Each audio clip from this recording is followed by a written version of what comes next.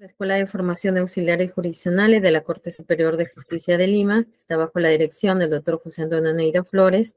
Damos inicio a esta segunda sesión del curso Proceso Contencioso Administrativo Laboral, y para ello tengo el honor de presentar a la doctora Mónica Pizarro Díaz, quien ha tenido a bien aceptar la invitación de nuestro director. Ella es abogada, laboralista, socia del estudio Chacopara y asociado Baker McKinsey International y profesora de la Pontificia Universidad Católica. Ella abordará el tema sobre precedentes administrativos del Tribunal de Fiscalización Laboral, SUNAFIL. Le doy pase al doctor Johnny Aquino para que le den la bienvenida a la doctora Mónica Pizarro. Doctora, muy buenas noches. Gusto saludarla y bienvenida, como dijo la doctora Kenia. Simplemente cederle la palabra, doctora. Estamos ahora para escucharlo. Bienvenida. Muchas gracias, doctor Aquino. Muchas gracias a todos por la invitación para participar en este evento el día de hoy. Para mí es un gusto poder compartir este tiempo con ustedes.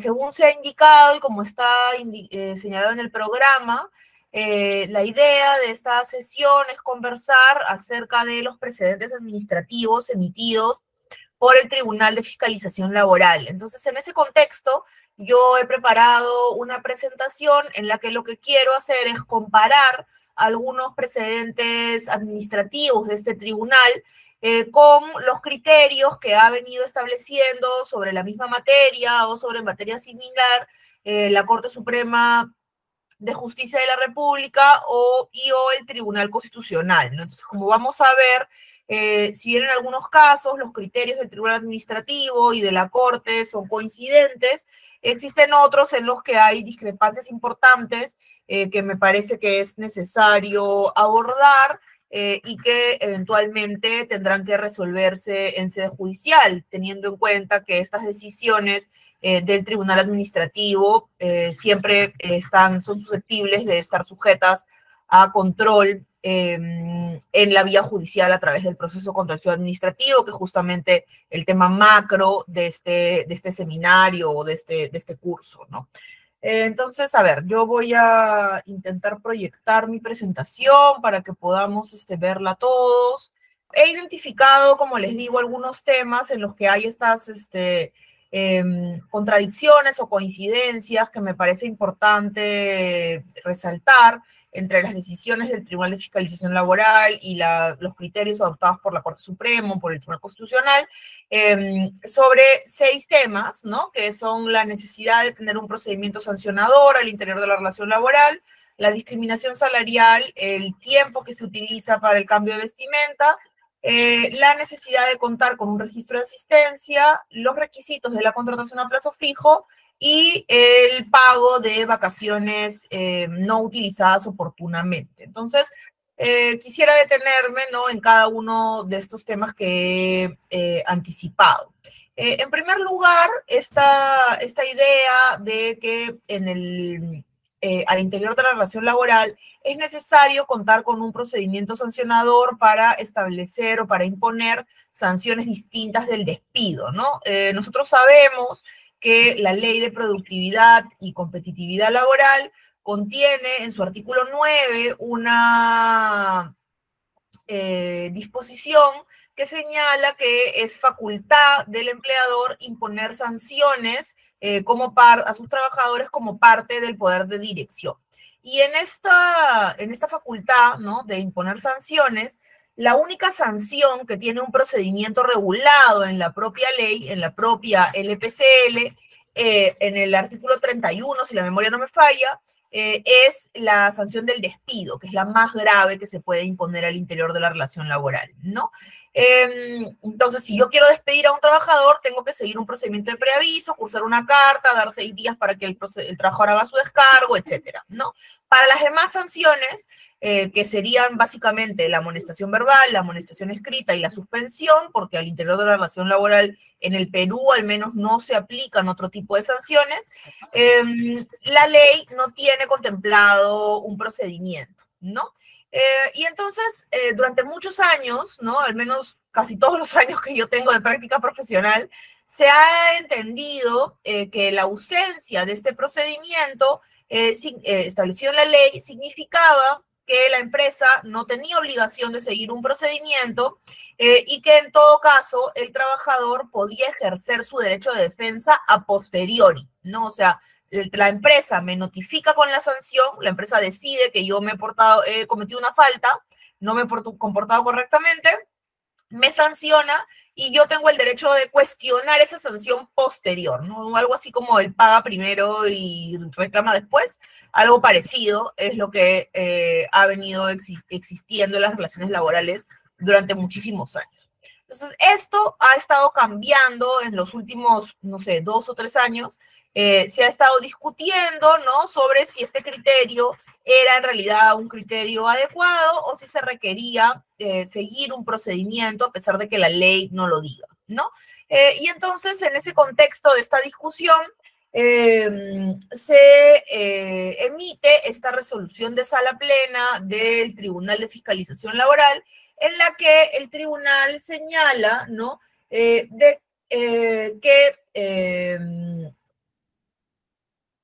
para imponer medidas disciplinarias al trabajador, ¿no?, como debe respetarse el derecho a la dignidad y el derecho de defensa, ¿no?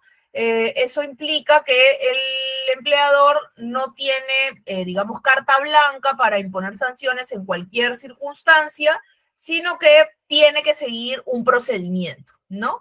Un procedimiento que en realidad el tribunal se inventa, ¿no? Porque en la ley no hay ningún procedimiento, hay un desconocimiento por parte de los empleadores con relación a cuál sería este procedimiento que tendría que seguirse y básicamente el tribunal lo que está diciendo es que ese procedimiento debe respetar los derechos fundamentales a la defensa, al debido proceso y a la prueba, ¿no?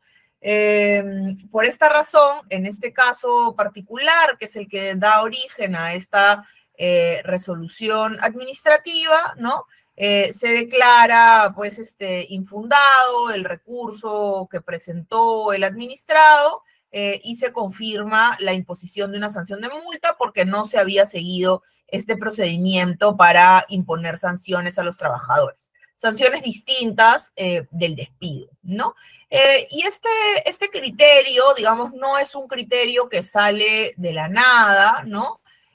Aquí sí observamos una coincidencia con algunas resoluciones de la Corte Suprema. De hecho, esta es una casación laboral de un expediente del año 2019, pero que se emitió en el 2021, me parece, en el que la Corte, aun cuando reconoce que el artículo 9 de la LPCL concede a los empleadores la facultad de imponer sanciones, eso no significa que esa facultad tiene que ser ejercida o pueda ser ejercida de manera indiscriminada o irrazonable, sino dice, tienen que seguir un procedimiento, en la misma línea de lo que ha recogido SUNAFIL luego en el 2023. O sea, vamos a decir que se podría sostener que esta casación de alguna manera es como la inspiración de luego la resolución de sala plena que emite SUNAFIL en el año 2023, ¿no? Y la Corte incluso, ¿no?, acaba diciendo que como la ley no tiene un procedimiento para este tipo de sanciones, entonces debe equipararse el procedimiento al aplicable al procedimiento que se sigue para el despido por falta grave, ¿no? O sea, hay un salto bien importante de interpretación de lo que decide la ley, la Corte en este caso, de aplicar un procedimiento que la ley taxativamente establece que se aplica a determinados casos, a otro tipo de situaciones, a cuando se van a imponer otro tipo de sanciones, ¿no? Entonces, es un criterio que ha sido recogido ahora por el Tribunal Administrativo, pero que no está exento de críticas, ¿no? Porque es bastante cuestionable sostener que los empleadores tienen que seguir un procedimiento que la ley no les obliga, ¿no? Y además la Corte, luego de haber emitido este esta casación en el año 2021, emite también esta siguiente casación de un expediente del año 2022 en el que contradice este primer criterio, ¿no? Es un caso en el que no había habido un procedimiento previo, ¿no? El trabajador cuestiona la sanción que se le había impuesto y la Corte dice, bueno, en realidad, ¿no? No hay una infracción normativa por no haber habido un preaviso para permitirte ejercer tu derecho de defensa, porque no hay una norma que te obligue a hacer eso. Entonces, como no hay norma, el no hacerlo no puede generar una infracción normativa, ¿no? Y entonces, en este caso, ¿no? Se resuelve a favor de la empresa y se podría concluir que no se debe anular la sanción laboral por el solo hecho de no otorgarse plazo para los descargos dentro de un supuesto procedimiento de preaviso que no está regulado para las sanciones distintas del despido, ¿no? Entonces, tenemos estas dos sentencias que acaban siendo contradictorias. La que nos decía que no solamente había que tener procedimiento, sino que ese procedimiento debía ser equiparable al del preaviso de despido, y esta siguiente en la que nos están diciendo no, como la ley no establece que tú tengas que seguir un procedimiento, entonces en principio el hecho de que no hayas dado un plazo para los descargos no invalida la sanción impuesta por el empleador. Y entonces esta contradicción fue abordada el año pasado en el 10º Pleno Jurisdiccional Supremo en materia laboral y previsional, en el que se presentaron ambas posturas, ¿no?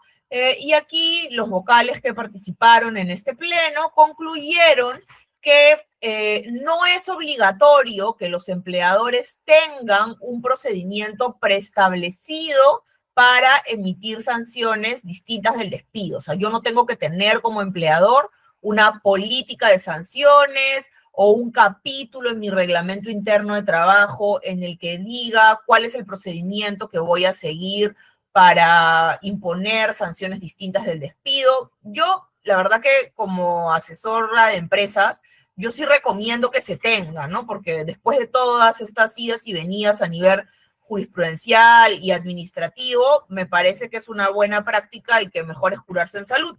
Pero coincido con lo resuelto con el Pleno en el sentido de que no es obligatorio. Puede ser una buena práctica, pero no es obligatorio, ¿no?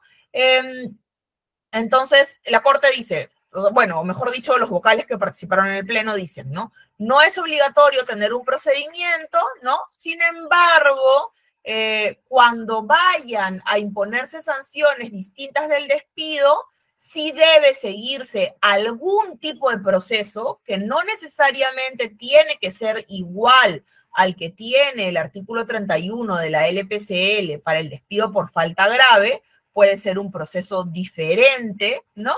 Pero que cumpla con 3 elementos. Que le comuniquen al trabajador cuáles son las faltas que se le están atribuyendo, que se le diga cuál es el sustento probatorio de esas faltas y que se le dé un plazo razonable, prudencial, para absolver la imputación. Entonces, ¿cómo se va a hacer eso? Si se va a hacer por escrito, si se va a hacer de manera verbal, si se van a dar 2 días o 3 días o 4, ¿no? Para hacer el descargo, eso ya va a depender de la razonabilidad en cada caso concreto. Ese es el criterio que tenemos hoy en día según este pleno jurisdiccional. Yo creo que incluso este criterio nos da espacio, ¿no? Como se desprende lo que acabo de decir, para procedimientos que incluso sean de carácter verbal, procedimientos orales, ¿no?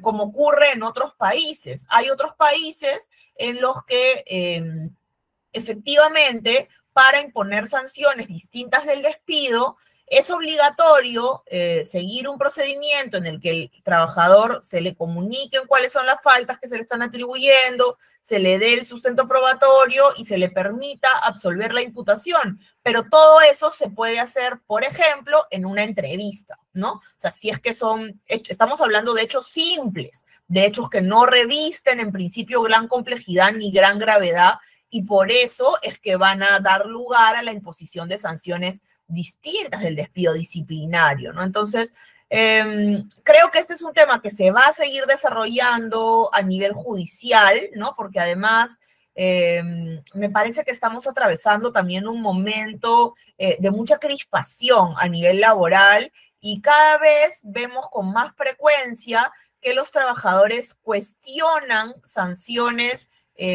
no tan graves, ¿no? O sea, normalmente estábamos acostumbrados a ver a nivel judicial procesos para cuestionar despidos, ¿no? Eso tiene más racionalidad.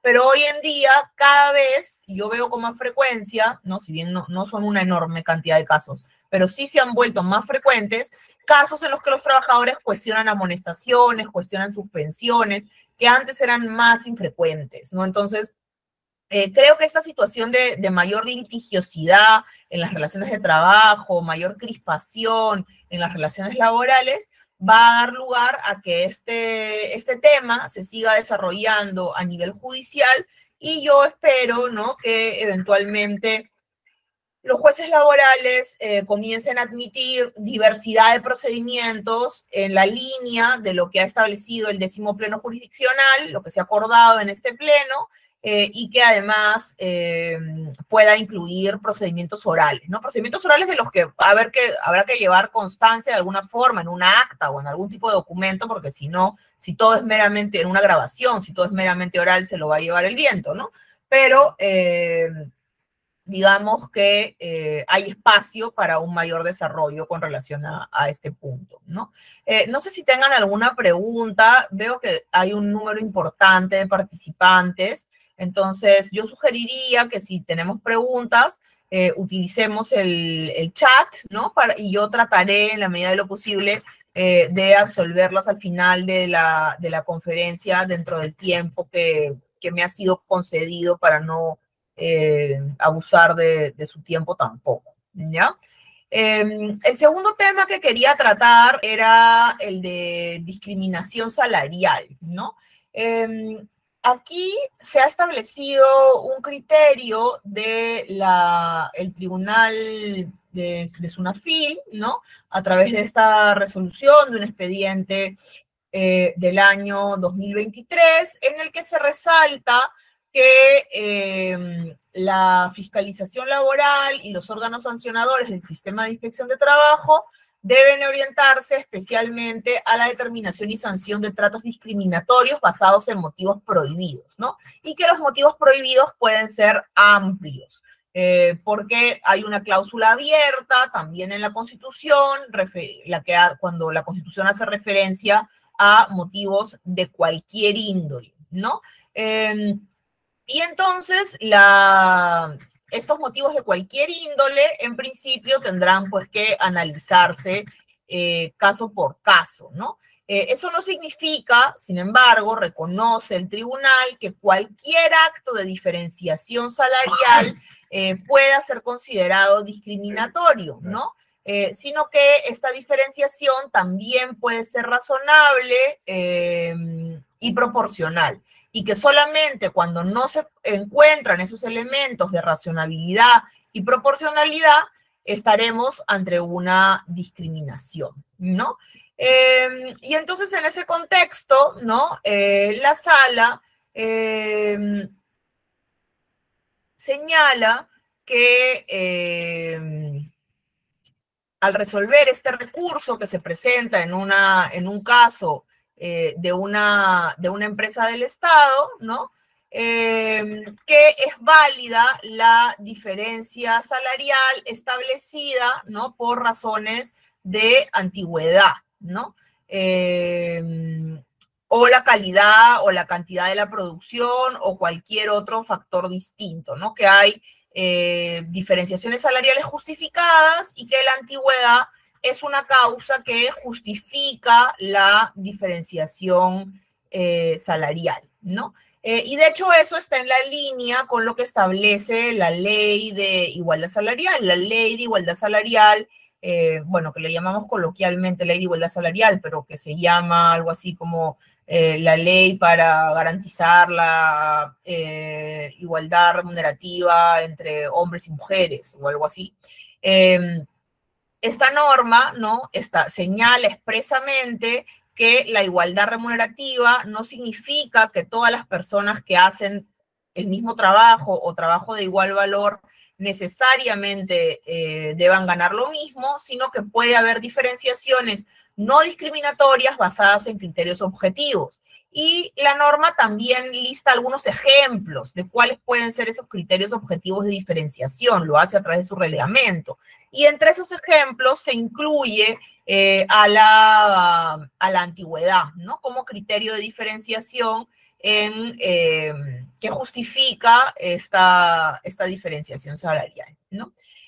Sin embargo, con relación a este punto, encontramos algunos criterios discrepantes por parte de la Corte Suprema que son anteriores a la emisión de esta decisión del Tribunal de Fiscalización Laboral. Por un lado, hay esta casación 6783 del 2018, que es un caso de la empresa Abacus, en el que en el convenio colectivo se habían establecido una serie de beneficios a favor de los trabajadores basados en la antigüedad. Eran unos beneficios por quinquenio, ¿no?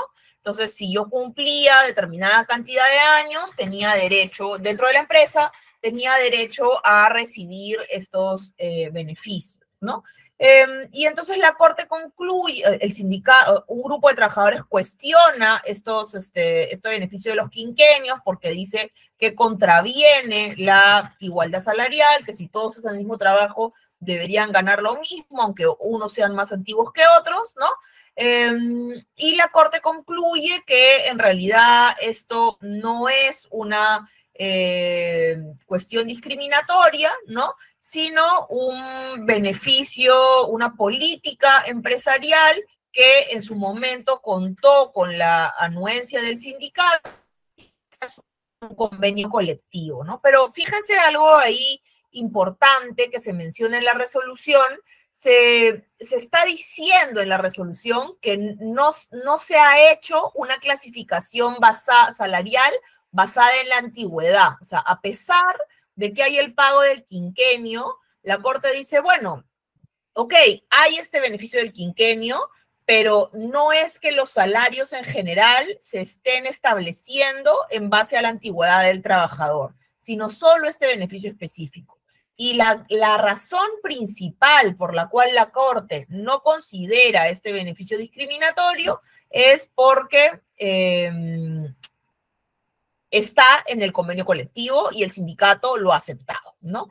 Lo cual yo creo que es un argumento bien discutible, ¿no? En la misma lógica de la Corte, porque un sindicato perfectamente puede pactar en un convenio colectivo algo que contravenga un derecho fundamental o que sea ilegal, ¿no? De hecho, hay una sentencia conocida de un hospital español, no recuerdo exactamente de dónde era el hospital, en el que justamente se establece una escala salarial a través de un convenio colectivo y la escala salarial asignaba un salario a las limpiadoras y otro salario a los obreros. No era el nombre exactamente obreros, no me acuerdo qué nombre usaba. Y la Corte concluye, el Tribunal Superior a cargo de resolver este caso, concluyó que la escala salarial era discriminatoria porque el trabajo de las limpiadoras y de los peones, ya me acordé, y los peones en realidad tenía un valor equivalente y que no había una justificación para hacer la diferencia, que simplemente se había minusvalorado el trabajo de las limpiadoras en el propio convenio colectivo, porque como era un trabajo feminizado, socialmente se le asignaba un menor valor, ¿no? Pero que en realidad no había una justificación objetiva. Entonces, la existencia de un convenio colectivo no es suficiente para sostener que algo no es discriminatorio, ¿no? Creo que ahí el argumento de la Corte en realidad no es muy bueno, ¿no? Pero lo central, digamos, que creo que podemos rastrear aquí, es que ya en esta resolución la Corte nos estaba diciendo que la antigüedad parecía no ser un criterio suficiente de diferenciación. Si es que ese criterio de antigüedad no hubiese estado además apoyado en el convenio colectivo, probablemente el resultado de este proceso hubiera sido otro, ¿no? ¿Cómo se ve, por ejemplo, en esta casación laboral de un expediente del año 2019, en el que un demandante solicita un reintegro de remuneraciones y la homologación de su salario con el de otros trabajadores, señalando que había una afectación al principio de igualdad, ¿no? La empresa, bueno, pierde en segunda instancia e interpone un recurso de casación porque supuestamente la diferenciación salarial de este trabajador con sus compañeros de trabajo estaba justificada, era una trabajadora, con sus compañeras de trabajo estaba supuestamente justificada en la antigüedad de las otras trabajadoras, ¿no? Y entonces aquí la Corte dice, concluye, ¿no?, que la mayor antigüedad laboral no constituye una razón suficiente para justificar un trato remunerativo diferenciado basado en causas objetivas y razonables, ¿no?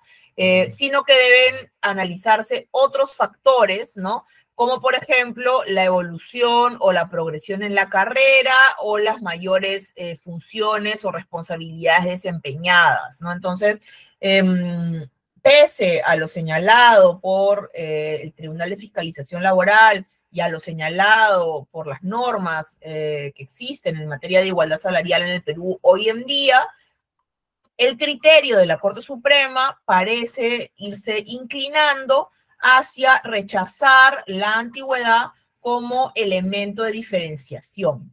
Y a mí esto me resulta un poco preocupante, ¿no? Porque la antigüedad muchas veces es entendida también como mayor experiencia, ¿no? Como yo tengo más tiempo en el puesto de trabajo, supuestamente tengo más experiencia y estoy en posibilidad de desarrollar mi trabajo de una manera un poco mejor, ¿no? Entonces, creo que habría que, en este tipo de casos, analizar, ¿no? Como también no es que la antigüedad se descarte completamente del análisis, sino que no es suficiente y que hay que remitirse a otros factores. Y estos factores, uno de estos factores podría ser la experiencia que se gana con la permanencia en el puesto de trabajo, ¿no? Entonces, aquí lo que habría que determinar es hasta cuándo, ¿no? O sea, cuántos años se necesitan para ganar experiencia suficiente que me coloque en el mismo nivel que mis compañeros de trabajo. O sea, hay una cosa que es la curva de aprendizaje,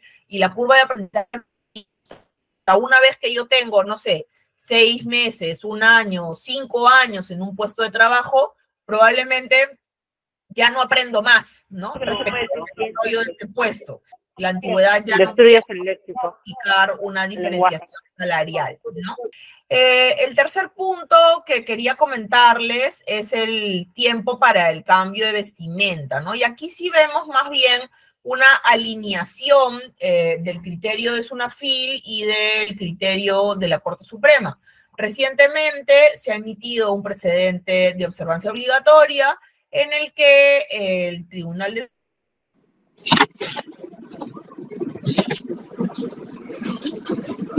SUNAFIL se ha pronunciado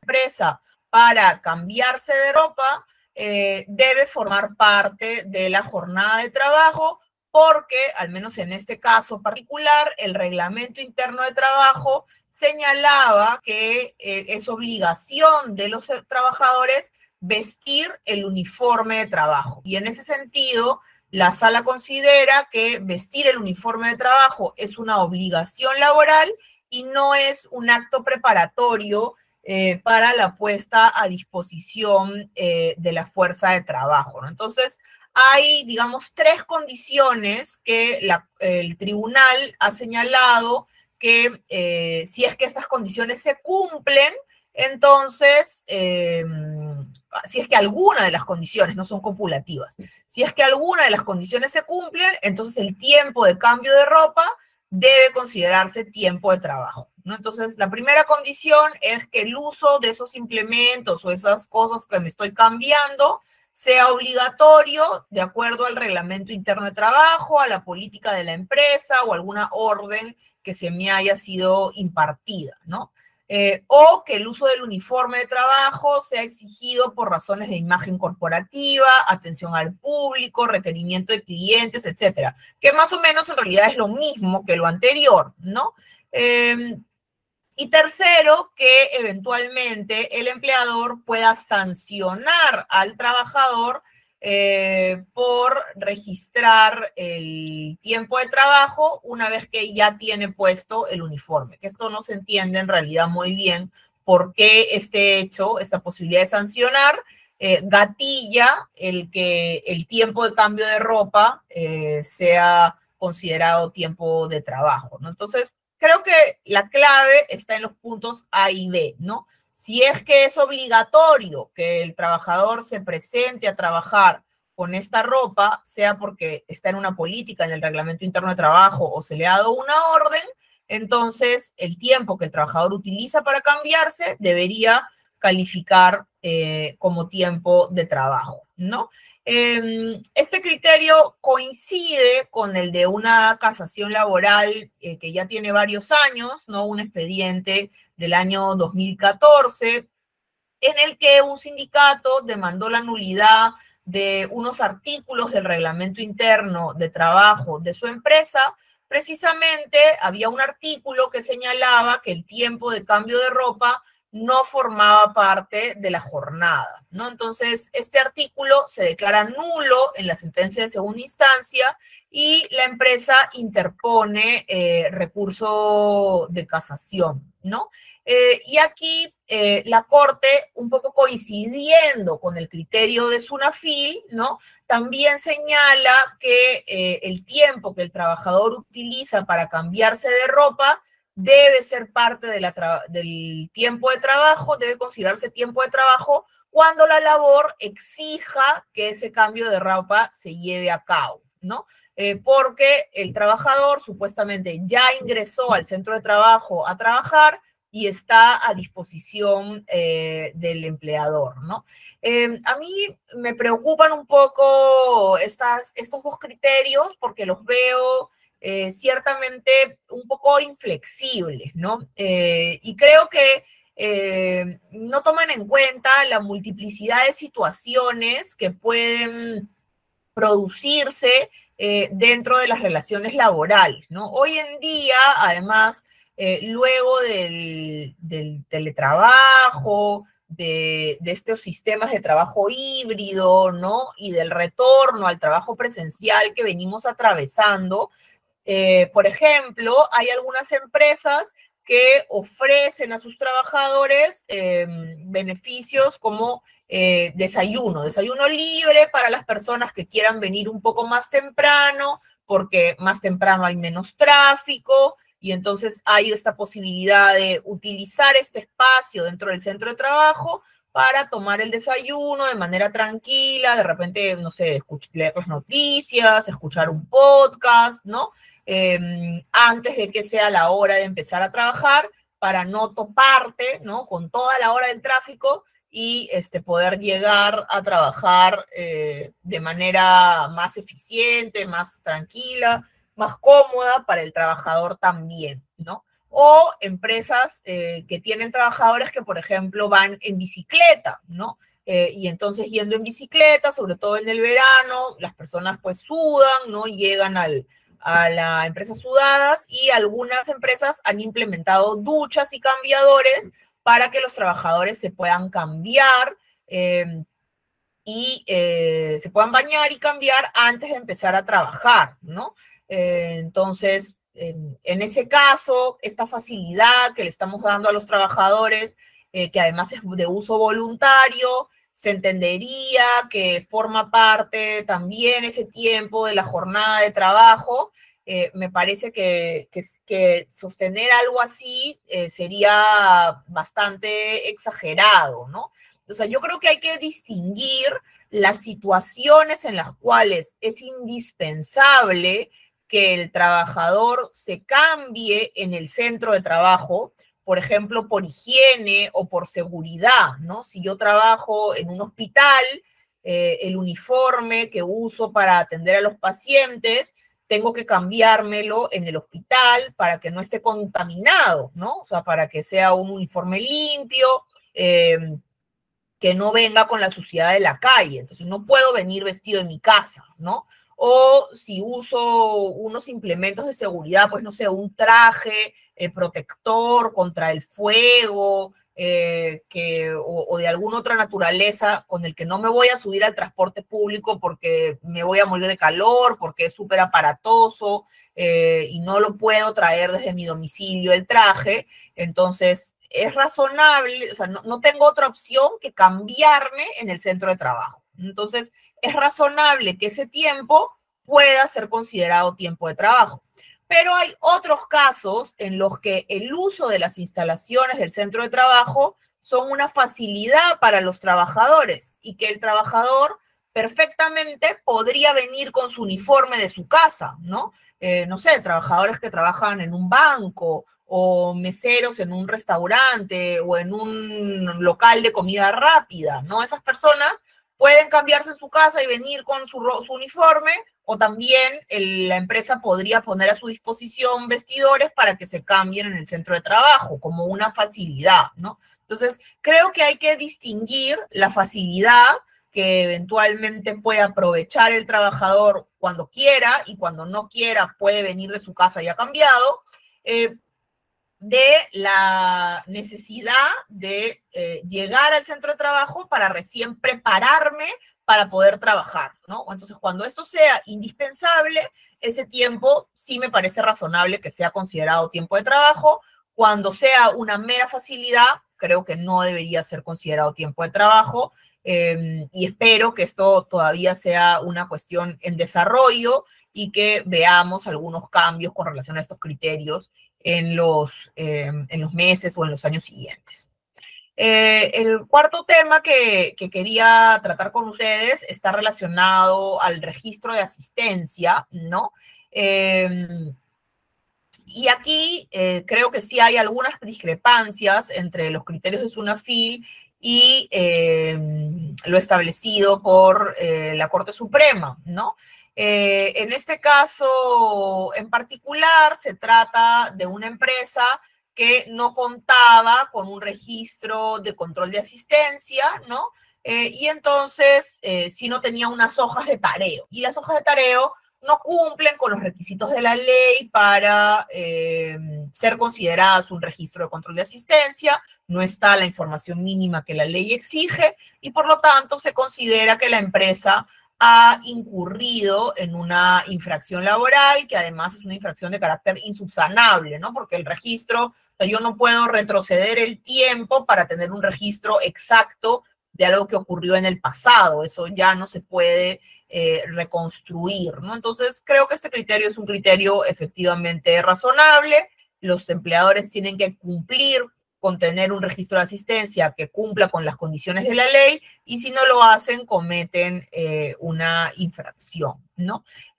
Aquí, más que una discrepancia, creo que no me he expresado bien, lo que hay es una atenuación a cuáles van a ser las consecuencias de este hecho, ¿no?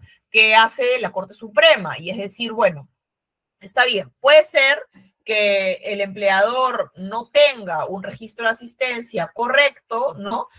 Pero eso va a tener, o sea, las consecuencias de esto lo tenemos que atenuar, ¿no? Porque de acuerdo a la propia norma sobre registros de asistencia, la obligación de tener un registro de asistencia o de conservarlo solamente dura 5 años hacia atrás. Entonces, de periodos que sean más antiguos que 5 años, el empleador no tiene obligación de conservar el registro. Entonces, respecto a este periodo, en realidad no vamos a poder discutir si el registro de verdad existió o en todo caso se perdió, ¿no? Entonces, sea que el registro no haya existido o que se haya perdido, por este periodo, por el hecho de que no hay registro en el proceso, no se puede generar una presunción de que el trabajador ha realizado horas extra que le tengan que ser retribuidas, ¿no? Respecto del periodo en el que sí el registro debe conservarse, que son los últimos 5 años, si el empleador no está en posibilidad de aportar el registro, sí se puede generar una presunción de que el trabajador ha llevado a cabo las horas extra que alega. Yo creo que aquí esta presunción debería atenuarse un poco, ¿no? Y debería por lo menos exigirse al trabajador que presente algún indicio, ¿no? De que efectivamente realizó esas horas extra, o sea, por lo menos un correo de que se las pidieron una vez, ¿no? No voy a yo presumir que hay 5 años de horas extra si el trabajador, o sea, no tengo ningún indicio de que eso en verdad haya ocurrido más allá del dicho del trabajador, ¿no? Entonces creo que ahí también hay otro tema probatorio para generar una verosimilitud en la afirmación que está haciendo el trabajador, más allá de la mera pérdida del registro de asistencia, ¿no? Pero creo que es interesante tener en cuenta que, ok, no tener registro de asistencia es una infracción insubsanable, de acuerdo, pero las consecuencias van a ser distintas dependiendo de la temporalidad, ¿no? Si estamos hablando de un periodo de más de 5 años, no se va a generar una presunción de que han habido horas extra, el trabajador tendrá que acreditarlas. Si es de los últimos 5 años, la existencia de horas extra sí pueden eventualmente presumirse. El penúltimo tema al que quería referirme es el de la contratación a plazo fijo. Aquí también encontramos coincidencias entre el criterio de SUNAFIL y el criterio de la Corte, ¿no? De hecho, ha habido una resolución reciente del año pasado de SUNAFIL en el que SUNAFIL ha ratificado una multa impuesta a un empleador porque sus contratos a plazo fijo no justificaban, no explicaban cuáles eran los hechos que justificaban la contratación temporal, ¿no? La empresa se defendía diciendo que los hechos sí existían, ¿no? O sea, que sí, efectivamente, creo que era un contrato por inicio de actividad. Entonces, que sí había iniciado una nueva actividad, que acá estaba, me estoy inventando, ¿no? Pero supongamos que estaba el contrato de alquiler del nuevo local, la licencia de funcionamiento, las fotos de la inauguración. Entonces, que era verdad que había iniciado una nueva actividad productiva, solo que no lo había puesto expreso en el contrato, ¿no? Y entonces el tribunal de SUNAFIL le dice, bueno, qué pena, ¿no? Pero por más que los hechos hayan ocurrido en la realidad, eso no es suficiente. Esos hechos que se verificaron en la realidad, tú tendrías que haberlos colocado y explicado suficientemente en el contrato. Además, desde el primer contrato, porque el tribunal también señala que el hecho de que después se hagan adendas al contrato, subsanando las omisiones que podrían haberse hecho en el contrato primigenio, no arregla el contrato inicial que nació malo. O sea, si el contrato nació desnaturalizado porque no se explicó la causa, eso ya no se puede arreglar, ¿no? Creo que es un tema sobre el que se puede opinar, ¿no? Que es discutible, pero creo que tiene un punto, ¿no? Porque los contratos temporales en el Perú son contratos de excepción que están sujetos a una serie de formalidades y entonces no cumplir con las formalidades puede llevar a su desnaturalización, ¿no? Y parte de esas formalidades es explicar claramente la causa objetiva que justifica la contratación a plazo fijo. Entonces, si eso no se ha hecho, sí me parece razonable que se sostenga que se ha desnaturalizado el contrato, ¿no? Algo similar ocurre en esta casación, en la cual también se demanda la desnaturalización de un contrato a plazo fijo y la reposición de del trabajador que había sido cesado como consecuencia del término de su contrato. Y aquí también, por más que a lo largo del proceso la empresa explica y dice, no, lo que pasa es que yo tengo estas nuevas actividades porque he celebrado, era una entidad financiera, y dice, yo he celebrado convenios con estas tiendas, no sé, con Topitop, con Ripley, con X tiendas, para brindarles tarjetas y servicios a sus clientes, y eso me genera una mayor actividad y me hace que necesite contratar personal de manera temporal, ¿no?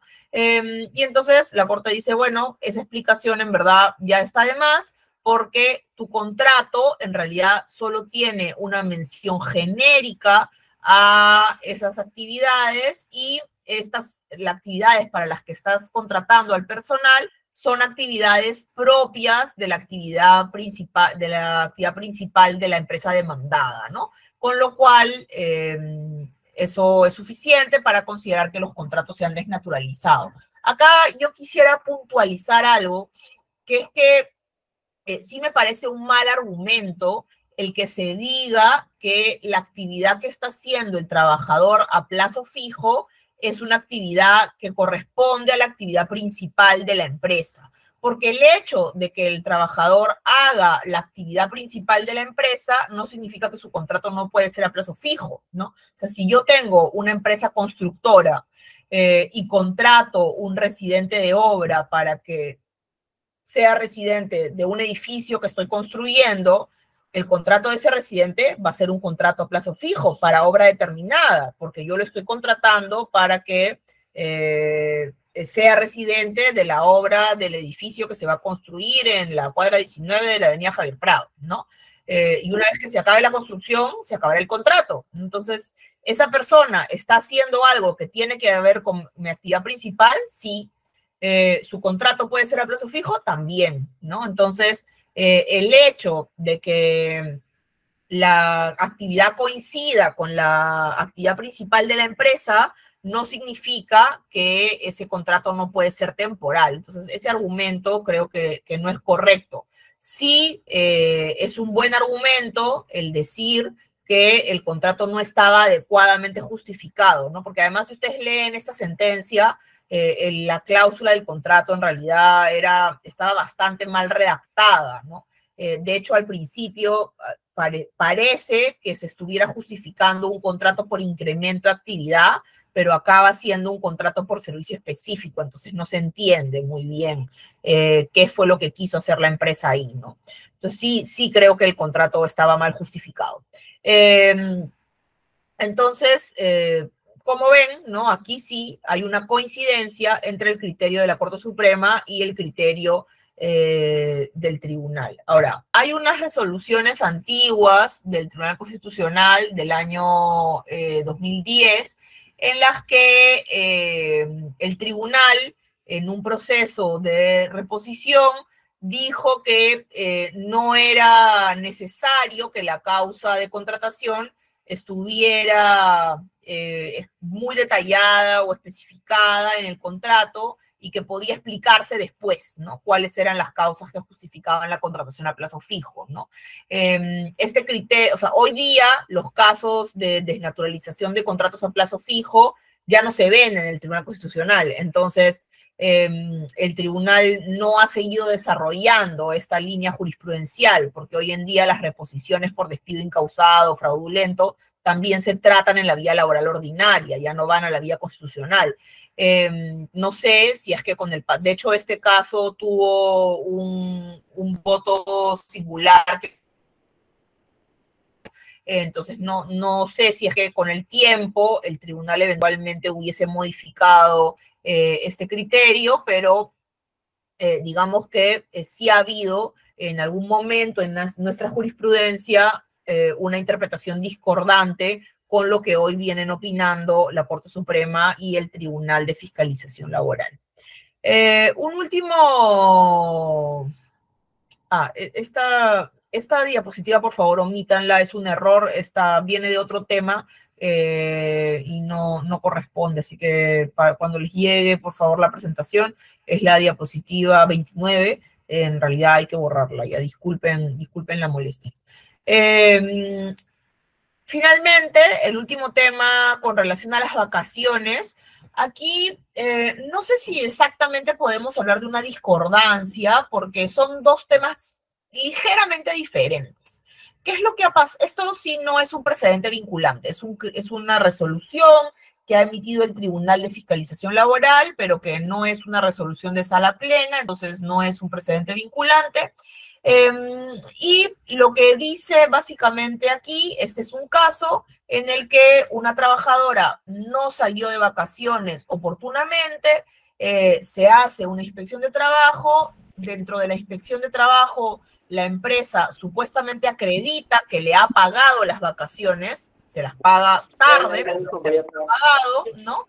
Y el tribunal dice, bueno, aunque tú le hayas pagado las vacaciones, eso no quita que la persona no haya salido de vacaciones a tiempo, y como no salió de vacaciones a tiempo, eso ya es una infracción laboral insubsanable y hay multa, ¿no? Básicamente ese es el criterio. Entonces, respecto a este punto, hay un criterio consolidado en realidad en la Corte Suprema y en los tribunales laborales hace mucho tiempo, ¿no?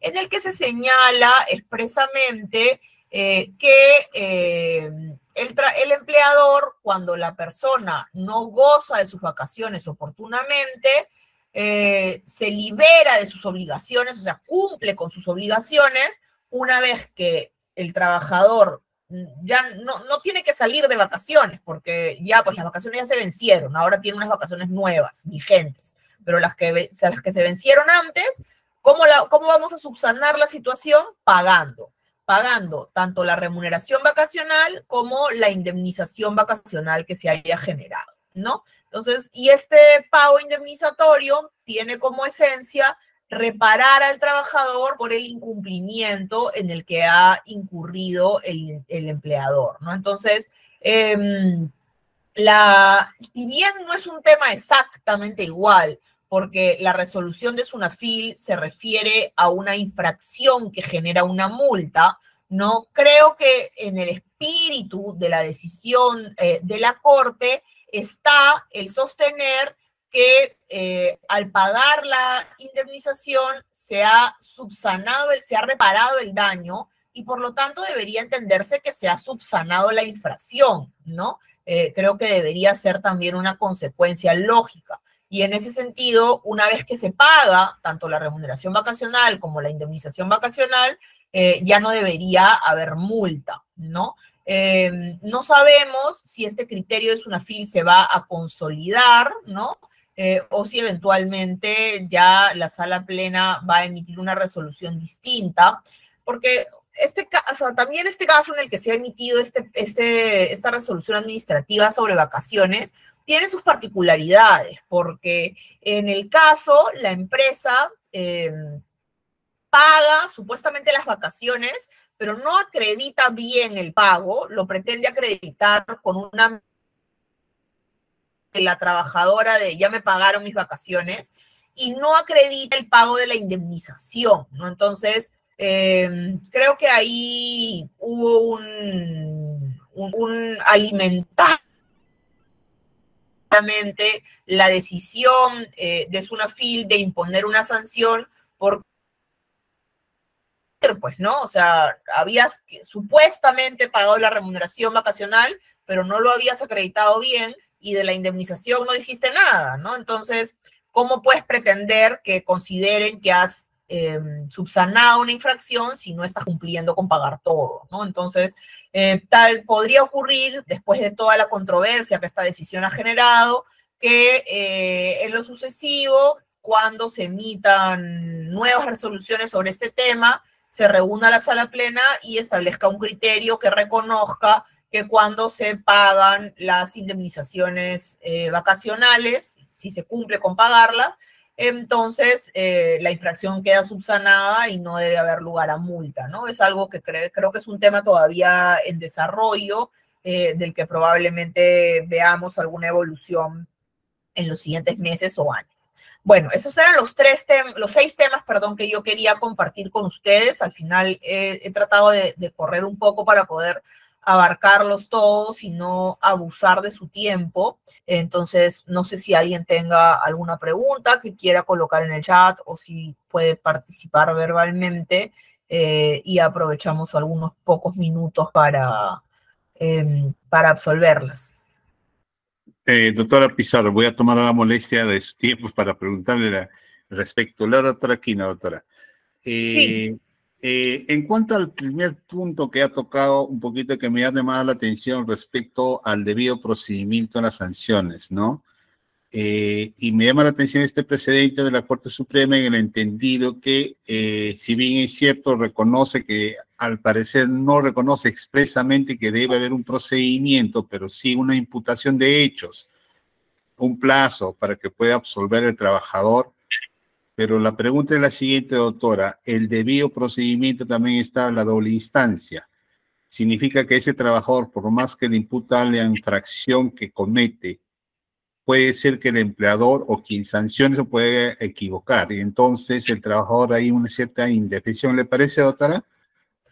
Yo creo que la garantía de la doble instancia es una garantía constitucional que aplica a nivel judicial, pero entre privados, me parece, o sea, yo opino que la garantía de la doble instancia no es exigible. O sea, de hecho, ni siquiera en el procedimiento de despido, que es un procedimiento que sí está regulado en la LPCL, en el artículo 31, y que está claramente establecido, que yo tengo que cursar una carta de preaviso, que tengo que dar los 6 días, que después de los 6 días voy recién a poder tomar una decisión.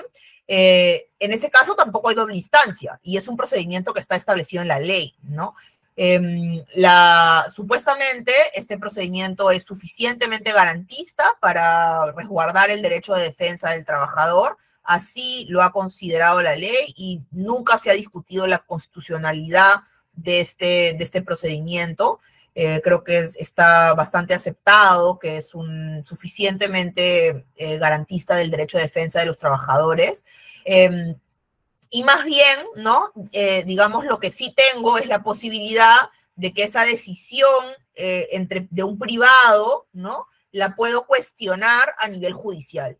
Y a nivel judicial voy a tener acceso a la doble instancia porque esa sí es la garantía que la Constitución me brinda, ¿no? De la doble instancia jurisdiccional. Entonces, me parece una pregunta súper interesante porque creo que sale un poco de lo que normalmente solemos analizar, pero creo que no es necesario tener una doble instancia entre privados. Correcto, doctora. Muchas gracias. De mi parte, la última, doctora, respecto a la desnaturalización que hacen los inspectores de SUNAFIL en cuanto a un trabajador de 728. Algunos cuestionan señalando que en el ámbito administrativo, bajo solamente la presunción, se desnaturaliza a los trabajadores y por ende, claro, no se ve en muchos casos, pero sí tengo entendido que a veces dejan sin efecto esa desnaturalización de ciertos trabajadores en el ámbito judicial. ¿Qué opinión le merece ahí, doctora? O sea, yo creo que ahí hay un exceso de las facultades de SUNAFIL, ¿no? O sea, SUNAFIL lo que puede hacer es determinar que el empleador ha cometido una infracción e imponer una sanción, ¿no? Pero SUNAFIL no tiene poder para sostener que, por ejemplo, un contrato sea desnaturalizado y entonces el empleador tiene la obligación de reconocer que el contrato es indeterminado o reconocer que un CAS se volvió 728, ¿no? O sea, esas son decisiones que en realidad pertenecen al ámbito jurisdiccional, ¿no? Creo que un problema de la inspección de trabajo, en realidad esto es una opinión muy personal, ¿no? Es que las facultades de la inspección de trabajo son demasiado amplias y eso hace que la inspección de trabajo no sea eficiente.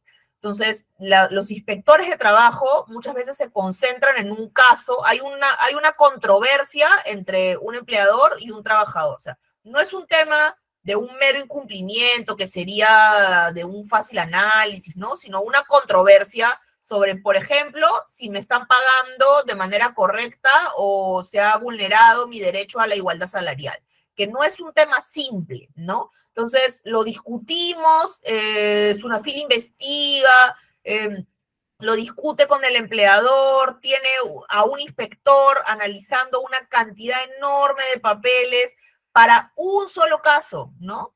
Y ese caso no se va a agotar en Sunafil, porque va a acabar yéndose al Poder Judicial, porque solamente un juez puede decidir que a esa persona hay que darle o no hay que darle un reintegro de remuneraciones. Entonces, no se va a ir en contencioso administrativo, sino se va a ir a un proceso laboral ordinario de reintegro de remuneraciones, paralelamente a lo que pase en la vía administrativa. Entonces, tenemos una duplicidad de recursos del Estado, ¿no? Por un lado, un inspector de trabajo viendo si eso además generó un incumplimiento laboral, ¿no? Y por otro lado, un juez laboral determinando si esta persona tiene o no derecho al reintegro que está reclamando, ¿no? Entonces, me parece que no es eficiente, no hay un uso eficiente de los recursos del Estado. Los recursos de Sunafil ya son bastante limitados, ¿no? Y creo que hay mejores maneras de invertirlos, ¿no? Por ejemplo, estas campañas masivas que hace ahora Sunafil, en la que pide información a un montón de empresas a través de cartas sobre el seguro de vida ley. Son súper eficientes. Yo he recibido como 20 consultas de empresas que me dicen, uy, tenía que registrar mi contrato de vida ley, no sabía, me he dado cuenta que 10 trabajadores no me han presentado su declaración, lo voy a regularizar, ¿no? Entonces, la gente, sí, efectivamente, le llega la carta, se pone las pilas y cumple, ¿no? Me parece que es una forma mucho más eficiente de utilizar los recursos de la inspección laboral que concentrarnos en un caso que al final igual va a acabar discutiéndose en sede judicial. No sé de qué manera podríamos tener una mejor distribución, digamos, de facultades en el sistema de relaciones laborales, pero creo que es algo que necesita mejorar. Muchas gracias, doctora. De mi parte es la única. Doctora Kenia, no sé si hay alguna pregunta en la sala. No, doctor, no tenemos ya más preguntas. Bueno, muchísimas gracias nuevamente por la invitación, ha sido un gusto, espero que les haya sido útil y tal vez entretenido, y espero volver a verlos en una próxima oportunidad, que tengan una excelente continuación de la semana. Hasta luego.